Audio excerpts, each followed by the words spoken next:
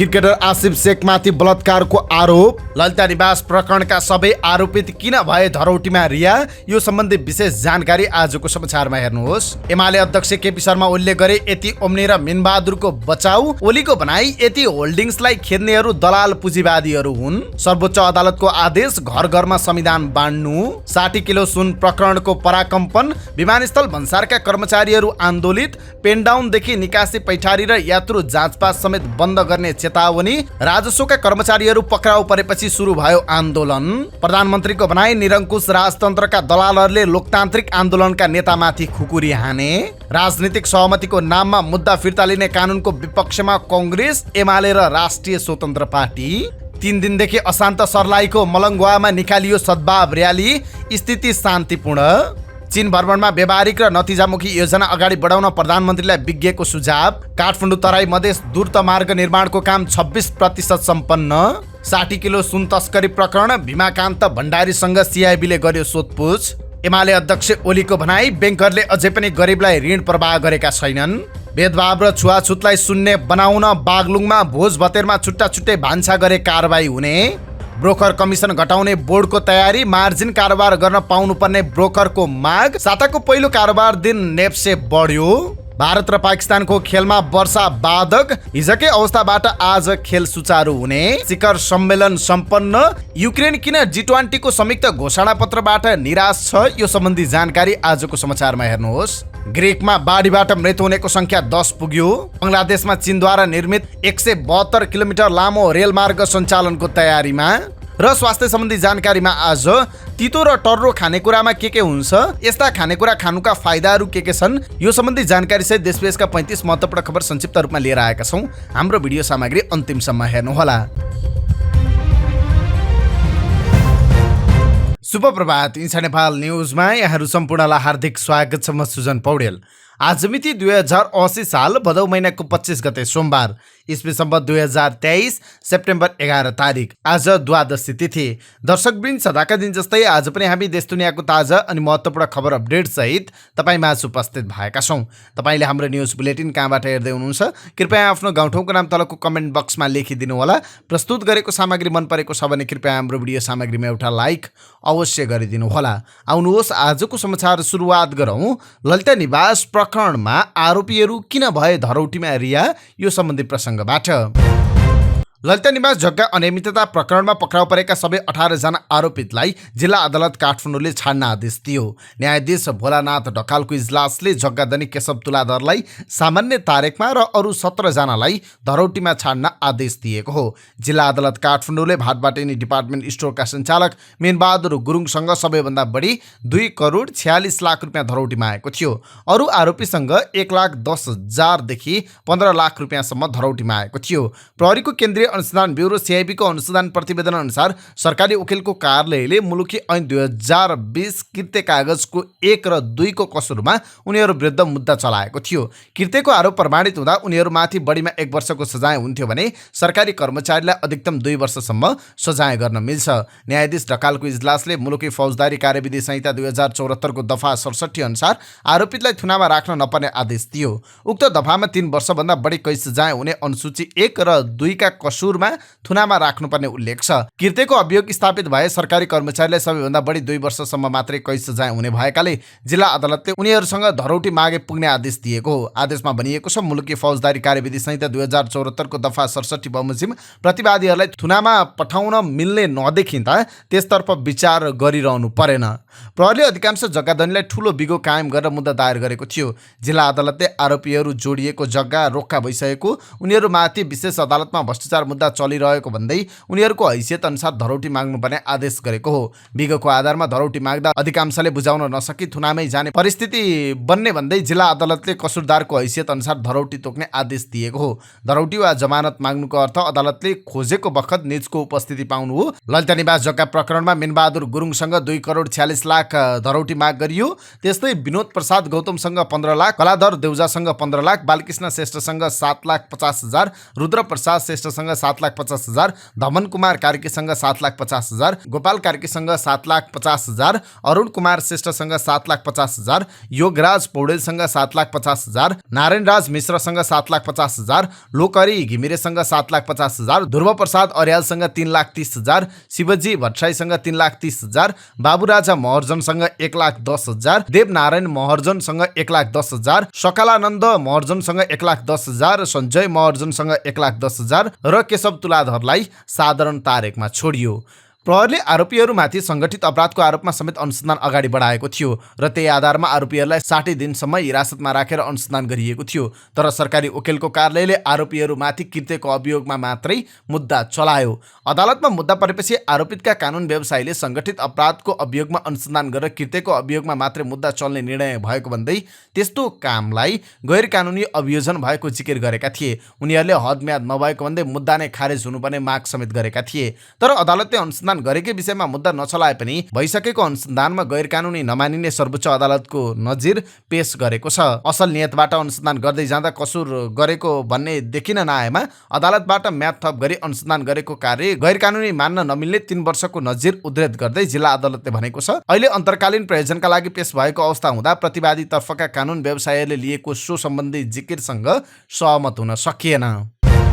नेपाली राष्ट्रिय टोलीका सदस्य क्रिकेटर आसिफ शेखमाथि बलात्कारको आरोप लागेको समाचार सार्वजनिक भएको छ। नागरिक न्युज .com प्रकाशित समाचार अनुसार आइतबार दिउँसो बलात्कारको उजुरी लिएर पीडित पक्ष महानगरीय प्रहरी परिसर काठमाडौँमा पुगेको स्रोतको भनाइ उद्धृत गर्दै नागरिक न्युज .com ले खबर लेखेको छ। पीडित पक्षलाई परिसर प्रहरीले कालीमाटी स्थित महिला सेलमा पठाएको थियो। महिला सेलले उनीहरूलाई उजुरीमा रित नपुगेको भन्दै फर्काएको छ। कालीमाटी स्थित महिला सेल पुगेका पीडित पक्षले आज रितपूर्वक निवेदन लिएर आउने बताएका थिए। एक युवतीले आसिफ शेखलाई बलात्कार गरेको आरोप लगाएकी छन्। प्रहरीले रितपूर्वक निवेदन आएपछि उनीमाथि अनुसन्धान हुने जनाएको छ।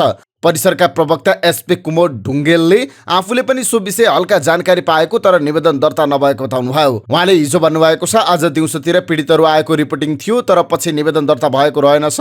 भोलि रितपूर्वक निवेदन लिएर आएमा अनुसन्धान अगाडि बढ्छ, एसपी ढुङ्गेलले भन्नुभयो। यो समाचार नागरिक न्युज .com मा प्रकाशित रहेको छ। त्यस्तै सामाजिक सञ्जालमा हस्तलिखित निवेदनको तस्बिरहरू सार्वजनिक भएको छ। यता ललिता निवास प्रकरणमा 17 मध्ये 16 जना आइतबार नै धरौटी रकम बुझाएर छुटेका छन्। काठमाडौँ जिल्ला अदालतले भाटबाटिनका सञ्चालक मिनबहादुर गुरुङ सहित 17 जनालाई धरौटीमा रिहा गर्न आइतबार आदेश दिएको थियो। काठमाडौँ जिल्ला अदालत स्रोतका अनुसार अरुण कुमार श्रेष्ठ भने धरौटी रकम बुझाउन नसकेर कारागार चलाउनु भएका छन्। अदालतले उनीसँग 7,50,000 रुपियाँ धरौटी माग गरेको थियो। उनी अब धरौटी बुझाएर मात्र छुट्नेछन्। अदालतले सबैभन्दा बढी भाटबाटिनका सञ्चालक गुरुङसँग 2,46,00,000 धरौटी माग गरेको थियो। अन्यसँग 1,10,000 रुपियाँदेखि 15 लाख रुपियाँसम्म धरौटी मागिएको थियो। उनीहरू सबैले धरौटी रकम बुझाएर हिजो नै छुटेका छन्। नेकपा एमालेका अध्यक्ष केपी शर्मा ओलीले यति होल्डिङ्स ओम्ने ग्रुप र भाटबाटिनका सञ्चालक मिनबहादुर गुरुङको बचाउ गर्नुभएको छ। आइतबार पार्टी कार्यालय च्यासलमा आयोजित कार्यक्रममा बोल्दै पूर्व प्रधानमन्त्री समेत रहनुभएका ओलीले ती कम्पनीहरूलाई खेद्नेहरू दलाल पुँजीवादी भएको बताउनुभयो। यति होल्डिङलाई उनीहरू खेद्छन् किनभने यो राष्ट्रिय पुँजी हो। सोलुको एउटा शेर्पा व्यापारी भारी बोकेर हिँड्थ्यो रे बच्चैदेखि, त्यस्तो शेर्पाले आएर यहाँ हवाईजहाज पनि उडाएको छ, पर्यटन पनि चलाएको छ। ओलीले भन्नुभयो, होटल पनि चलाएको छ, के गरेको छ, हेलिकप्टर पनि चलाएको छ। यसो गर्न पनि सकिन्छ, भारी बोकेर हिँड्नु पर्नेले यस्तो गर्ने भनेर उनीहरू खेद्दैछन्। माओवादीले यति मात्र होइन, ओम्नी समूह र भाटबाटिनीका सञ्चालकलाई पनि खेदेको ओलीको भनाइ छ। माओवादीहरू गायत्री मन्त्र जप्दैनन्, ओम्नी ओम्नी भन्छन्, यति यति भन्छन्, भाटबाटिनी भाटबाटिनी भन्छन्, मिनबहादुर मिनबहादुर भन्छन्। गुरुङको छोरो भारी बोकेर आएको गर्न खान दिनु हुँदैन भन्छन्। ओलीले भन्नुभयो, उनीहरूले राष्ट्रिय पुँजीपतिहरूलाई छानी छानी लखेटेका छन्। विरुद्धमा कोही बोल्दा सांसद समातिन्छ, एउटा सचिव अधिकृत हुँदा हस्ताक्षर गरेका कारण विमानस्थलबाट समातिन्छ। यो दलाल पुँजीवादीहरूको तमासा हो। ओलीले प्रधानमन्त्री हुँदा यति होल्डिङ्स र ओम्नी समूहले सरकारबाट लाभ लिएको र कोरोना विरुद्धको सामग्री ल्याउँदा अनियमितता गरेको आरोप छ। भाटबाटिनीका सञ्चालक गुरुङ ललिता निवास प्रकरणमा मुख्य योजनाकार भन्दै प्रहरीले मुद्दा चलाएको थियो। उनी हिजो नै धरौटीमा रिहा भएका छन्। सर्वोच्च अदालतले हरेक नेपालीको घरमा नेपालको संविधानको प्रति बाँड्न सरकारका नाममा आदेश दिएको छ। न्यायाधीशहरू सुषमालता माथेमा र हरि फियालको इजलासले हरेक घर घरमा संविधान बाँड्न परमादेश जारी गरेको छ।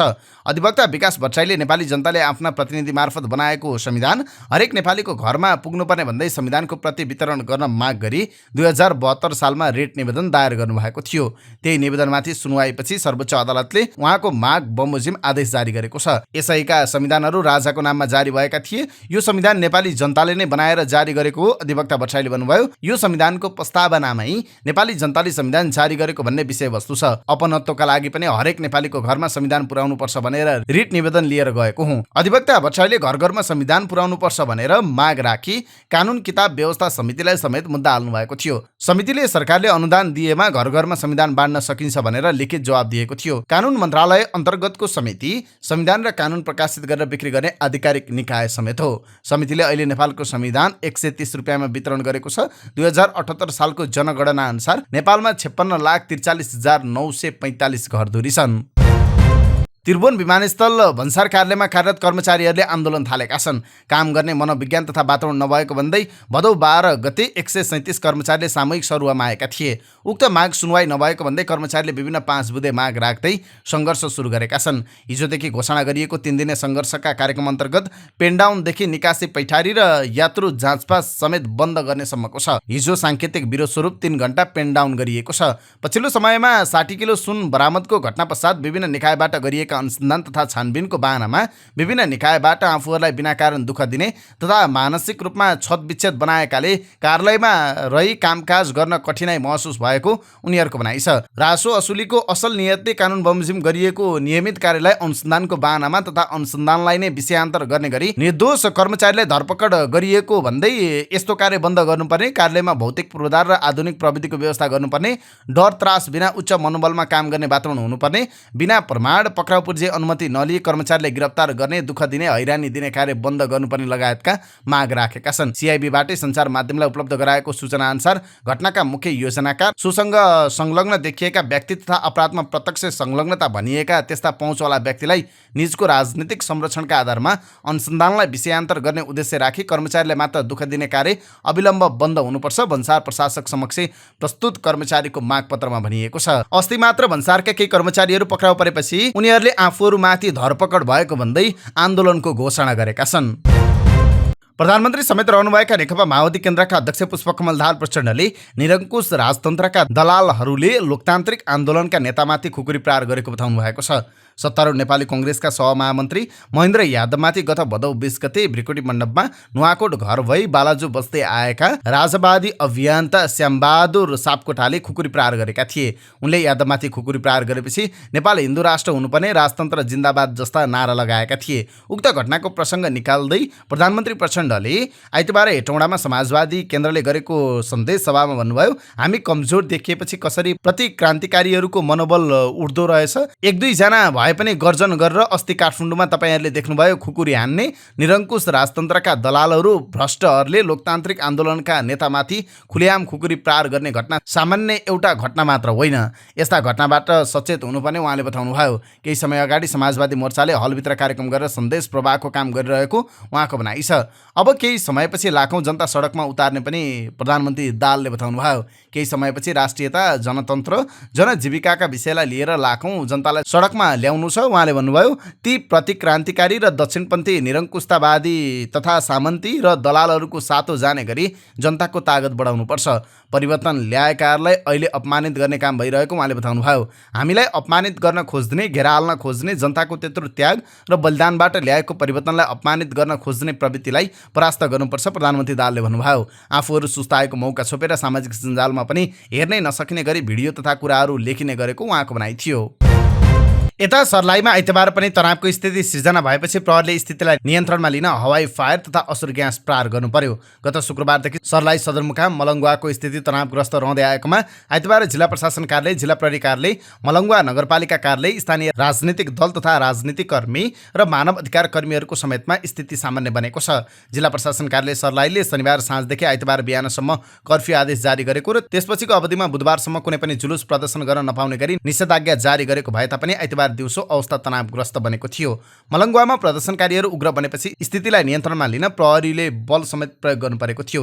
त्यसैगरी स्थितिलाई नियन्त्रणमा लिन प्रहरीले 11 जनालाई पक्राउ गरेको छ। तनावका बीच सर्वपक्षीय पहलले मलङ्गुवाको स्थिति सामान्य भएको छ। घटनाको छानबिनका लागि जिल्ला प्रशासन कार्यालय सर्लाहीका सहायक प्रमुख जिल्ला अधिकारीको नेतृत्वमा एक छानबिन टोली बनाइएको छ। छानबिनको निष्कर्ष आएपछि त्यसै अनुसार कारबाही अगाडि बढाउने शर्तमा सबै पक्ष मन्जुर भएका छन्। सबै पक्ष मन्जुर भएपछि सदरमुकाम मलङ्गुवामा जिल्ला प्रशासन कार्यालय र जिल्ला प्रहरी कार्यालय तथा मलङ्गुवा नगरपालिकाको अगुवाईमा सर्वपक्षीय सद्भाव र्याली प्रदर्शन गरिएको छ।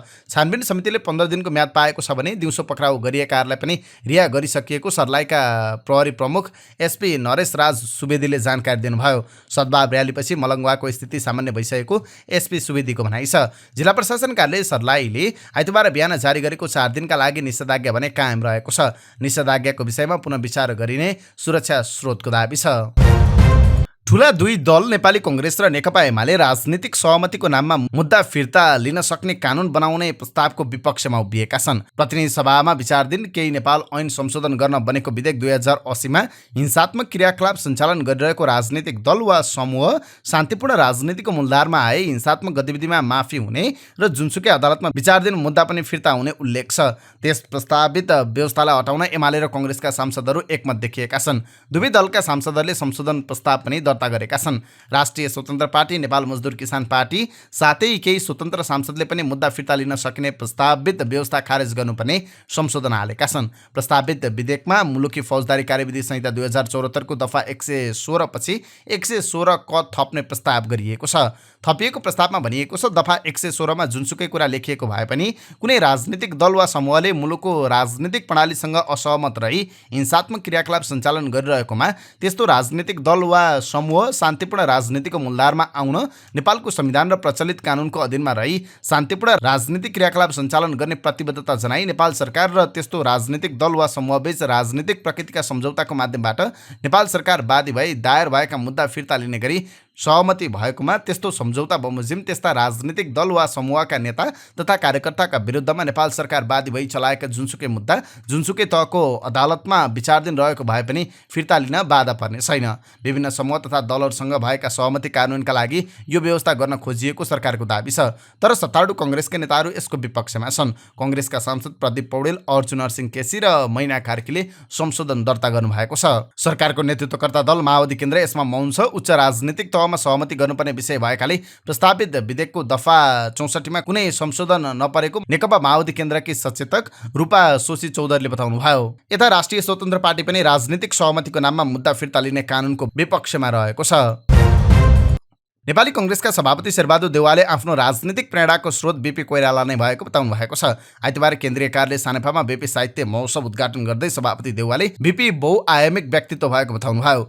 उहाँ राजनीतिक जगतमा सबैका अनुकरणीय विचारक र चिन्तक हुनुहुन्थ्यो भने साहित्यिक आकाशमा सधैँ अजर र अमर नक्षत्रको रूपमा आज पनि स्थापित हुनुहुन्छ। उहाँले भन्नुभयो, उहाँको राजनीतिक चिन्तनले देखाएको मार्गमै हामी हिँडिरहेका छौँ। बीपीकै चिन्तनले मुलुक समृद्ध बनाउन सकिने र प्रयत्न भइरहेको उहाँले बताउनुभयो। प्रधानमन्त्री पुष्पकमल दाहाल प्रचण्डको आसन्न चीन भ्रमणलाई लिएर पूर्व परराष्ट्र सचिव र पूर्व राजदूतहरूले दुई देश बीचको सम्बन्धलाई सुमधुर बनाउन सुझाव दिएका छन्। आइतबार साँझ सिंहदरबार स्थित प्रधानमन्त्री तथा मन्त्री परिषदको कार्यालयमा भएको छलफलमा प्रधानमन्त्री प्रचण्डलाई विज्ञहरूले यस्तो सुझाव दिएका हुन्। उनीहरूले दुई देशको बीचमा परम्परागत रूपमा घनिष्ठ सम्बन्ध रहिआएको र दुवै देशको सम्बन्धलाई सुदृढ गर्नका लागि नतिजामुखी र व्यावहारिक प्रोजेक्टहरू मात्रै अगाडि बढाउन सुझाव दिएको परराष्ट्र मन्त्री एनपी साउदले बताउनुभयो। उहाँले चीनका चिन्ता चासोहरूलाई सम्बोधन गर्ने गरी भ्रमणलाई सार्थक बनाउन विज्ञहरूले सुझाव दिएको बताउनुभयो। बचतकर्ताहरूको 16 अर्बभन्दा बढी रकम दुरुपयोग गरेको आरोप लागेका सूर्यदर्शन सहकारी संस्थाका पूर्व अध्यक्ष गितेन्द्र बाबु अर्थात् जीबी राई सहित 7 जना विरुद्ध जिल्ला प्रहरी कार्यालय कास्कीले पक्राउ पूर्जी जारी गरेको छ। पोखरामा सूर्यदर्शन बचत तथा ऋण सहकारी मार्फत बचतकर्ताको बचत इनामिना गरेको भन्दै 971 जनाले उजुरी दिएका थिए। राई सहित सञ्चालक समितिका 7 जना विरुद्ध आइतबार जिल्ला अदालत कास्कीले पक्राउ पूर्जी जारी गरेको जिल्ला प्रहरी कार्यालय कास्कीका प्रहरी निरीक्षक सूर्यबहादुर राणाले जानकारी दिनुभयो। जिल्ला प्रहरी कार्यालय साउनले साउन 32 गते एक सूचना जारी गर्दै भदौ 15 गतेसम्म पीडितहरूलाई जाहेरी दिन आग्रह गरेको थियो। जाहेरी दिएकाबाट 1 अर्ब 8 करोड 11 लाख रुपियाँ फिर्ता माग भएको प्रहरी निरीक्षक राणाले जानकारी दिनुभयो। संस्थाका सञ्चालक 7 जना विरुद्ध पक्राउ पूर्जी जारी भएको छ। संस्थाबाट ठगिएकाहरूलाई उजुरी दिने सूचना निकालिएको थियो, उहाँले भन्नुभयो।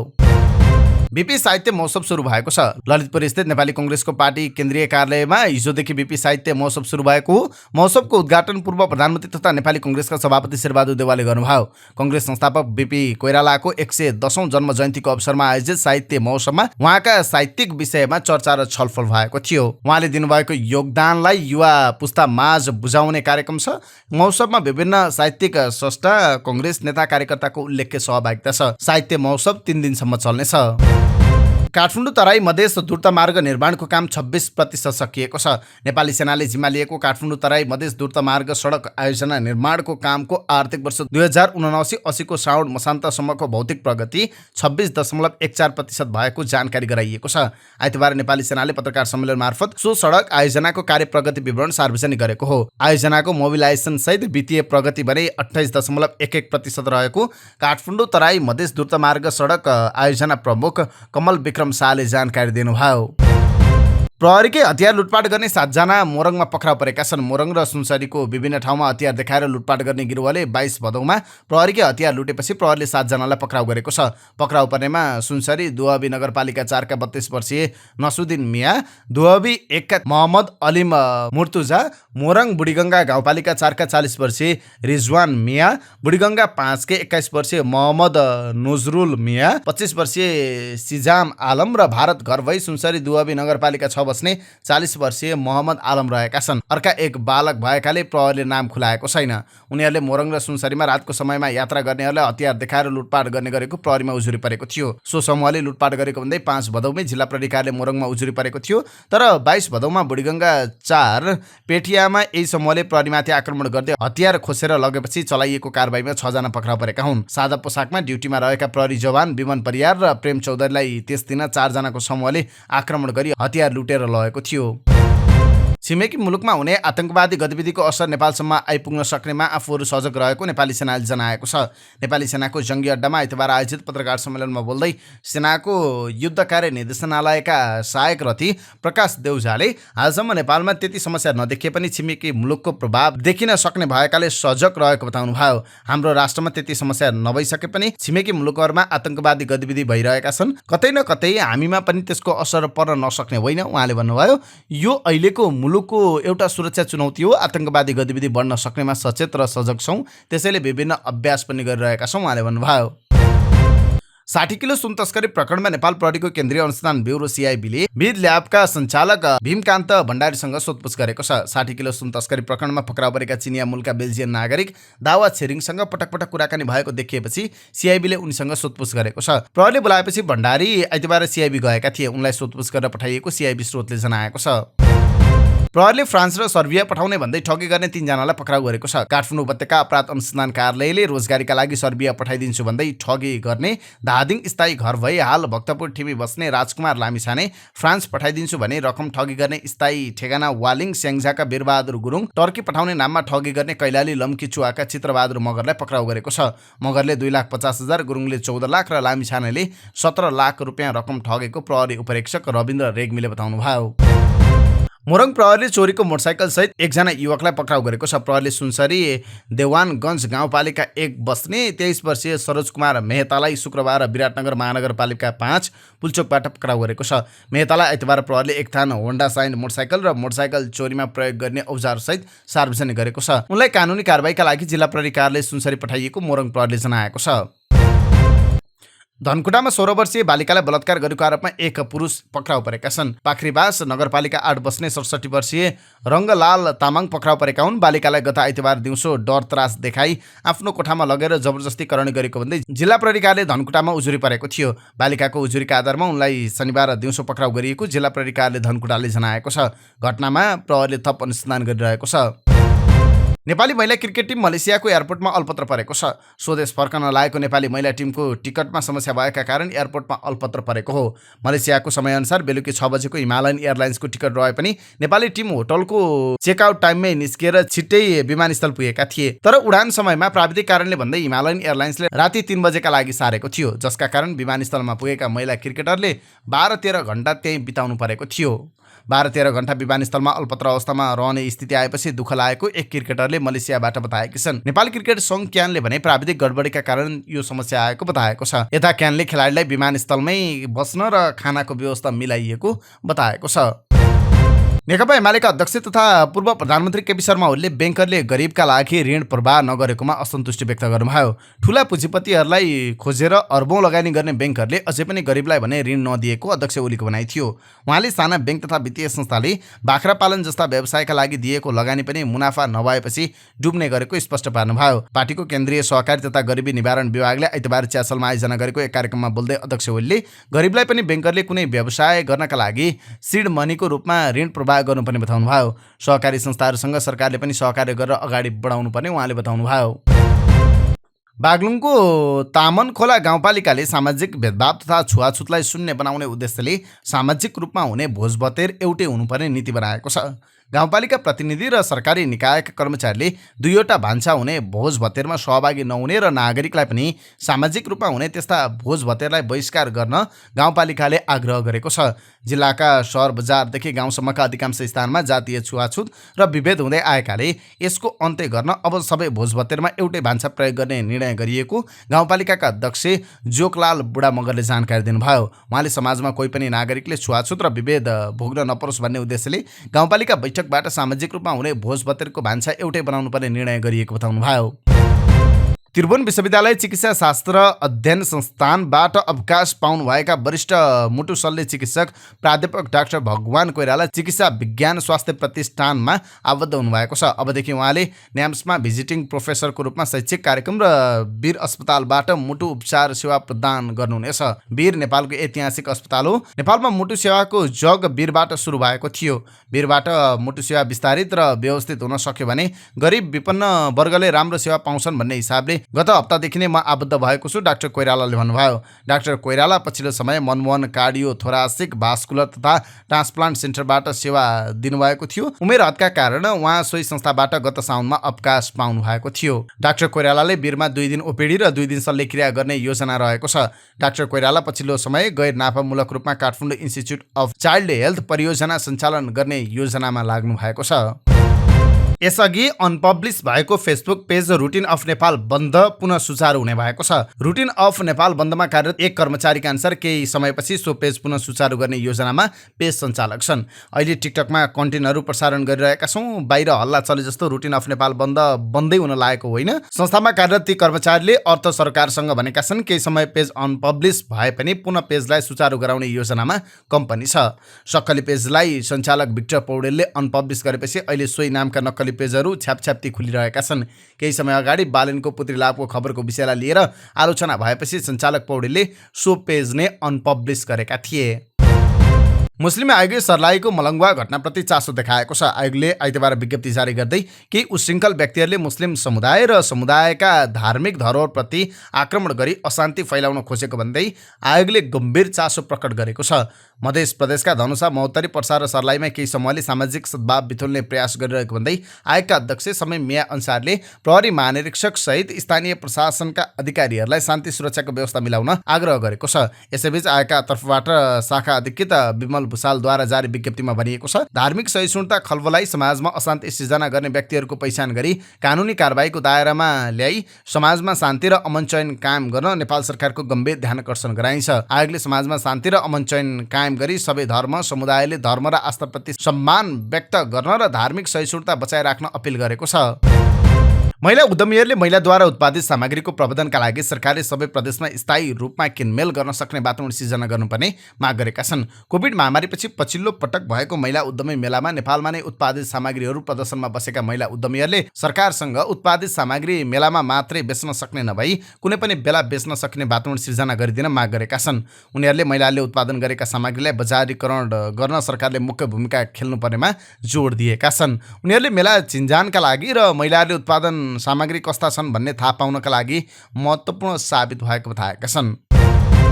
नेपाल धितोपत्र बोर्डले सेयर ब्रोकरको कमिसन घटाउने तयारी गरेको छ। ब्रोकर कमिसन घटाउन बोर्डले सेयर ब्रोकर तथा सेयर लगानीकर्ता लगायत स्टेक होल्डरसँग छलफल गरिरहेको छ। सेयर ब्रोकर र लगानीकर्तासँग सेयर कारोबार गर्दा लाग्ने शुल्क समायोजन कसरी गर्न सकिन्छ भनेर छलफल भएको बोर्ड अध्यक्ष हमालले बताउनु भयो। बोर्डले सेयर ब्रोकरको कमिसन घटाउन तयारी गरेपछि सेयर ब्रोकर कम्पनीले भने व्यवसायको अन्य क्षेत्रहरू खुल्ला गर्नुपर्ने शर्त राखेका छन्। गत शुक्रबार बोर्डमा भएको छलफलमा सेयर ब्रोकरहरूले पोर्टफोलियो म्यानेजमेन्ट सेयर ब्रोकरलाई दिनुपर्ने माग राखेका छन्। 10 करोड पुँजी भएको मर्चेन्ट ब्याङ्करले पोर्टफोलियो म्यानेजमेन्ट गर्न पाउने न्यूनतम 20 करोड पुँजी भएको सेयर ब्रोकरले पनि उक्त सुविधा पाउनुपर्छ भन्ने ब्रोकरको माग थियो। छलफलमा सहभागी एक ब्रोकरले भनेका छन्, ठूलो पुँजी छ, कमिसन घटाउँदा व्यवसाय गर्न गाह्रो हुन्छ। कमिसन घटाउने भए मार्जिन ट्रेडिङ, पोर्टफोलियो म्यानेजमेन्ट लगायतका सुविधा थप गर्नुपर्छ भन्ने माग राखेका छौँ। सीमित कारोबार गर्न स्वीकृति पाएका ब्रोकरले मार्जिन कारोबार गर्न नपाउने व्यवस्था छ। अध्यक्ष हमाल पनि ब्रोकर कमिसन घटाउने भए अन्य केही व्यवसाय थप गर्नुपर्ने भन्ने प्रस्ताव रहेको बताउनु भएको छ। छलफलमा नेप्सेको सञ्चालक समितिबाट पारित भएर स्वीकृतिका लागि धितोपत्र बोर्डमा पठाइएको धितोपत्र व्यवसायी सुपरिवेक्षण नियमावली संशोधन गर्नुपर्ने माग पनि सेयर ब्रोकरले गरेका छन्। उनीहरूले सेयर ब्रोकरका एका घर र परिवारले सेयर कारोबार गर्दा नेप्सेलाई पूर्व सूचना दिनुपर्ने, 15 दिनसम्म सेयर ब्रोकर निलम्बन गर्ने जस्ता व्यवस्था अव्यावहारिक भएको भन्दै संशोधन गर्नुपर्ने माग गरेका छन्। त्यसमा अध्यक्ष हमाल सकारात्मक रहेको पाइएको छलफलमा सहभागी एक सेयर ब्रोकरले बताएका छन्। साताको पहिलो दिन आइतबार सेयर बजार 10.23 अङ्कले बढेको छ। बजार 1942.68 बिन्दुमा पुगेर रोकिएको छ। यो 0.52% को वृद्धि हो। आइतबार 276 धितोपत्रको 33,064 वटा कारोबारबाट 43,14,117 किता सेयर किनबेच भएको छ। आइतबार 1,07,22,12,418 रुपियाँको कारोबार भएको छ। आइतबार जलविद्युत बाहेक सबै उपसूचक बढेका छन्। आइतबार सूर्योदय वामी जलविद्युत, शुभम पावर, न्यादी हाइड्रो, मेन्चियाम हाइड्रोको सकारात्मक सर्किट लेभलमा कारोबार भएको छ। हिमाल दोलखा हाइड्रोका लगानीकर्ताले सर्वाधिक 7.81%ले गुमाए। Manjushree finance debenture, Singati hydro power सहितका धितोपत्रको मूल्य समेत धेरैले घटेको छ। एसिया कपको सुपर 4 अन्तर्गत भारत र पाकिस्तानको खेल वर्षाले अवरुद्ध बनेको छ। खेल हिजो सम्भव नभएपछि खेल आजका लागि सारिएको छ। वर्षा सुरु हुनुअघि भारतले विस्फोटक ब्याटिङ गर्दै 24.1 ओभरमा 147 रन बनाएको छ। 6 भन्दा माथिको रन रेटमा दौडिरहेको भारत विशाल स्कोरतर्फ अग्रसर थियो। हातमा 8 विकेट बाँकी छ। खेलमा नतिजा आउनका लागि पाकिस्तानले कम्तीमा 20 ओभर ब्याटिङ गर्नुपर्ने थियो। पानी पर्ने सम्भावना रहेका कारण खेल रिजर्भ डेमा सारिएको छ। अर्थात् आज फेरि त्यही बिन्दुबाट खेल सुचारू हुनेछ। अर्थात् भारतले 147 बाट खेल सुरु गर्नेछ। यस्तोमा दुवै टिमले पुरा 50 ओभर ब्याटिङ गर्न पाउनेछन्। तर आज पनि वर्षा भएमा डिएल मेथडबाट नतिजा घोषणा हुनेछ। अब के अन्तर्राष्ट्रिय प्रसङ्ग। G20 को दिल्ली घोषणापत्रमा सर्वसम्मतिले युक्रेनमा जारी युद्ध उल्लेख गरिएको छ, तर रुसको आलोचना गरिएको छैन। भारतको राजधानीमा आइतबार दिउँसो औपचारिक रूपमा सम्पन्न सम्मेलनको संयुक्त घोषणापत्रमा युक्रेन युद्धबारे 7 वटा अनुच्छेद रहे पनि एक ठाउँमा पनि रुसको नाम उल्लेख छैन। युक्रेनले यसबारे प्रतिक्रिया दिँदै गर्व गर्ने कुनै कुरा नरहेको जनाएको छ। भारतीय प्रधानमन्त्री नरेन्द्र मोदीले उक्त घोषणापत्रलाई ऐतिहासिक भन्नुभएको छ र सर्वसम्मतिले पारित हुनुलाई उपलब्धि बताउनु भएको छ। नयाँ दिल्लीमा सम्पन्न G20 शिखर सम्मेलनमा युक्रेन युद्धबारे छलफल हुने सम्भावना रहेको बताइएको थियो र जारी युक्रेन युद्धका विषयमा मतभेदका कारण संयुक्त वक्तव्य जारी गर्न चुनौती हुन सक्ने अनुमान गरिएको थियो। तर शनिबार जारी विज्ञप्तिमा आक्रमण र भूमि कब्जा गर्न बल प्रयोगको आलोचना गरिएको छ, तर सिधा तरिकाले रुसको नाम लिएको छैन। उक्त घोषणापत्रबारे प्रतिक्रिया दिने क्रममा युक्रेनको विदेश मन्त्रालयका प्रवक्ताले एक विज्ञप्ति मार्फत भनेका छन्, पूर्णपाठमा कडा शब्दहरू समावेश गर्ने साझेदार देशहरूप्रति युक्रेन कृतज्ञ छ, तर त्यस बखत युक्रेन विरुद्ध रुसको आक्रामकताको सन्दर्भमा G20 समूहले गर्व गर्ने कुनै काम गरेको छैन। उनले सामाजिक सञ्जाल एक्समा रातो रङमा सम्पादन गरिएको घोषणापत्रको तस्बिर पनि साझा गरेका छन्, जहाँ उनले युक्रेनमा जारी युद्धलाई युक्रेन विरुद्धको युद्ध बनाए र त्यसमा रुसको सन्दर्भ थपे। घोषणापत्रमा भनिएको छ, युक्रेनमा जारी युद्धको सन्दर्भमा सबै राष्ट्रले संयुक्त राष्ट्रसङ्घको सिद्धान्त र उद्देश्यलाई ध्यानमा राखी कदम चाल्नुपर्छ। उनले आफ्नो पदमा सबै राष्ट्रहरू परिवर्तन गरी त्यसलाई रुस बनाएका छन्। घोषणापत्रमा आणविक आक्रमणको चेतावनी समेत उल्लेख गरिएको छ, तर रुसको नाम भने लिएको छैन। विदेश मन्त्रीले आफ्नो पोस्ट त्यहाँ पनि सम्पादन गरेर रुस लेखेका छन्। युक्रेनले जारी यस युद्धलाई रुसी आक्रमणको रूपमा हेर्छ भने रुसले यसलाई युक्रेनमा आफ्नो विशेष सैन्य कारबाहीका रूपमा व्याख्या गर्छ। युक्रेन युद्धमा अमेरिका लगायत कयौं पश्चिमा देशहरूले युक्रेनलाई खुलेर सहयोग गर्नुका साथै हतियार समेत उपलब्ध गराउँदै आएका छन्। यस्तो अवस्थामा घोषणापत्रमा रुसको नाम नलिनुलाई पनि रुसको जितका रूपमा हेरिएको छ। तर अमेरिका र ब्रिटेनले G20 घोषणापत्रको प्रशंसा गरेका छन्। अमेरिकाका राष्ट्रिय सुरक्षा सल्लाहकार जेक सुलेभानले यस घोषणापत्रमा धेरै मुद्दाहरू समाधान गर्ने सहमतिलाई महत्त्वपूर्ण कोसेढुङ्गा बताएका छन्। यस क्रममा ब्रिटिस प्रधानमन्त्री ऋषि सुनकले युक्रेन युद्धका सम्बन्धमा संयुक्त वक्तव्यमा निकै कडा भाषा प्रयोग गरिएको बताएका छन्। तपाईले घोषणापत्रमा धेरै कडा भाषा देख्नुहुनेछ, जसले खाद्य मूल्य र खाद्य सुरक्षामा युद्धको प्रभावलाई मुख्य रूपमा प्रस्तुत गर्छ, सुनकले भनेका छन्। यसपटक उनलाई दिल्लीमा निम्ता गरिएन। चिनिया राष्ट्रपति सी जिनपिङले हरेक G20 सम्मेलनमा भाग लिएका छन्, तर उनी समेत भारत आएनन्। चीनको तर्फबाट प्रधानमन्त्री ली च्याङ सहभागी भएका थिए। बाली घोषणापत्रमा रुसको नाम उल्लेख गरिएको थियो र संयुक्त राष्ट्रसङ्घको प्रस्तावको सन्दर्भ उल्लेख गर्दै युक्रेन विरुद्धको रुसी आक्रमणको कडा शब्दमा आलोचना गरिएको थियो। उक्त लडाईँलाई लिएर अव्यक्त मतभेदमाझ नेताहरूले आफ्ना फरक धारणा सहितको घोषणापत्र ल्याएका थिए। त्यसबेला रुस सहितको पक्षले युक्रेनको परिस्थिति र अन्तर्राष्ट्रिय प्रतिबन्धबारे फरक विश्लेषण उल्लेख गरिएको थियो। भारतले युक्रेनलाई G20 सम्मेलनमा अतिथि देशको रूपमा निम्तो दिएको छैन। यो स्पष्ट छ कि युक्रेनको सहभागिताले बैठकमा सहभागी देशहरूलाई अवस्था राम्रोसँग बुझाउन सक्ने थियो, युक्रेनका विदेश मन्त्रालयका प्रवक्ताले भनेका छन्। नयाँ दिल्लीमा जारी घोषणापत्रलाई भारतको कूटनीतिको सफलताका रूपमा हेरिएको छ, किनभने भारत निकै जटिल मुद्दामा सहमति निर्माण गर्न सफल भएको छ। युक्रेन युद्धको मुद्दामा पश्चिमा देशहरूले नरम शैली अपनाएको रूपमा यसलाई हेरिएको छ। भारतीय सञ्चार माध्यममा यस स्थितिमा पुग्नका लागि भारतीय नेता र कूटनीतिज्ञहरूले धेरै जटिल भेटघाट र लामो वार्ता गर्दै सबै देशलाई विश्वस्त पारेका थिए। ग्रीकमा बाढीका कारण मृत्यु हुनेको संख्या 10 पुगेको छ। बाढी प्रभावित क्षेत्रको स्थलगत अवलोकनपछि ग्रीकका प्रधानमन्त्रीले प्रभावित सबैलाई पूर्ण रूपमा सहयोग गर्न निर्देशन दिएका छन्। ग्रीक नागरिक संरक्षण र जलवायु सङ्कट मन्त्री भिसिलिस किलियासाले बाढीबाट मृत्यु हुनेको संख्या 10 पुगेको घोषणा गर्दै पीडितलाई तत्काल राहत र उद्धार गर्न आग्रह गरेका छन्। ग्रीकका मौसमविदका अनुसार डेनियल भनेर चिनिने आँधीले सोमबारदेखि प्रभावित बनाएको थियो, जसका कारण बाढी आउनुका साथै बाढीले घर, पुल, बाँध, सडकहरू भत्काएको छ। 3 वर्ष अघि पनि आँधीका कारण धेरै क्षति भएको थियो।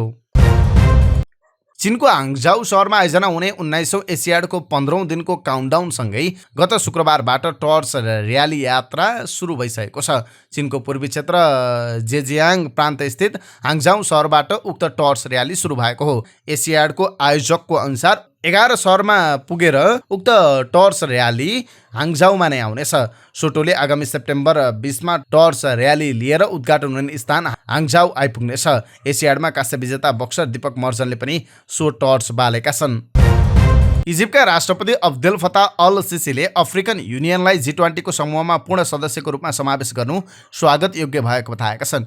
उनले G20 मा समावेश गराउने कदम सही दिशामा रहेको र यसले अन्तर्राष्ट्रिय एजेन्डामा अफ्रिकी महाद्वीपका प्राथमिकता राख्न सहयोग पुग्ने विश्वास व्यक्त गरेका छन्। भारतको नयाँ दिल्लीमा सम्पन्न G20 शिखर सम्मेलन स्थल नजिकै आयोजित अफ्रिका युरोप मिनी शिखर सम्मेलनको क्रममा सिसीले यस्तो बताएका हुन्। मिनी शिखर सम्मेलनको क्रममा अफ्रिकी र युरोपेली नेताहरूले उनीहरूको साझेदारलाई बढावा दिन र पारस्परिक हित र लाभहरू हासिल गर्न निरन्तर समन्वय र सहकार्यमा जोड दिएका छन्। बङ्गलादेशमा चीनद्वारा निर्मित मेगा रेलवे अर्को महिना उद्घाटन हुने भएको छ।